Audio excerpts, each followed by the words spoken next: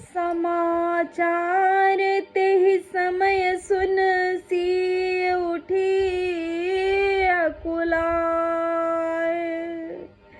जाए सास पद कमल जुग,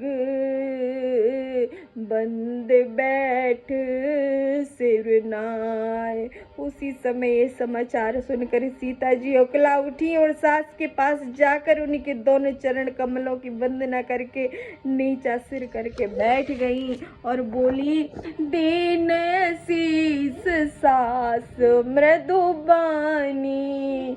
सास ने कोमल वाणी से आशीर्वाद दिया, अति सुकुमार देख अकुलानी।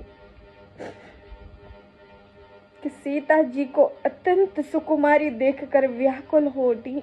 बैठ नमित मुख सोचत सीता, रूप की राशि और पति के साथ पवित्र प्रेम करने वाली सीता जी नीचा मुख किए बैठी सोच रही हैं। रूप रास पति प्रेम पुनीता, चलन चहत बन जीवन नाथू। जीवन नाथ प्राणनाथ वन को चलना चाहते, के ही सुकृति सन हो ही है साधु। शरीर और प्राण दोनों साथ जाएंगे या केवल प्राणहीन इनका साथ होगा। कि तनु प्राण की केवल प्राणा, विधि कर तब कछु जाए न जाना। विधाता की करनी कुछ जानी नहीं जाती है।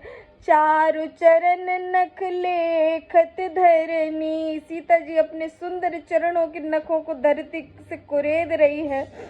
नूपुर मुखुर मधुर कब करनी। ऐसा करते समय नूपुरों का जो मधुर शब्द हो रहा है, मन हो प्रेम बस विनती करही। कवि उसका इस प्रकार वर्णन करते हैं कि मानो प्रेम के वश में होकर नूपुर यह सब विनती कर रहे। हमारी सी पद जन पर हरनी। सीता जी के चरण कभी हमारा त्याग न करें। मंजू बिलोचन मोचत बारी। सीता जी सुंदर नेत्रों से जल बहा रही हैं। बोली देख राम महतारी। देख कर राम की मैया बोली, तात सुनहु सिय अति सुकुमारी है। तात सुनो, सीता अत्यंत ही सुकुमारी है। सास ससुर परिजन प्यारी। सास और ससुर कुटुंबी सभी की प्यारी है। पिता जनक भूपाल मनि ससुर भानु कुल भान। इनके पिता जनक जी राजाओं के शिरोमणि हैं। ससुर सूर्य कुल के सूर्य हैं और पति सूर्य कुल रूपी कुमुद वन को खिलाने वाले चंद्रमा तथा गुण और रूप दोनों के भंडार हैं। पति रव कुल कैरव विपिन विधि गुण रूप निधान। मैं पुण्य पुत्र बधू प्रिय पाई।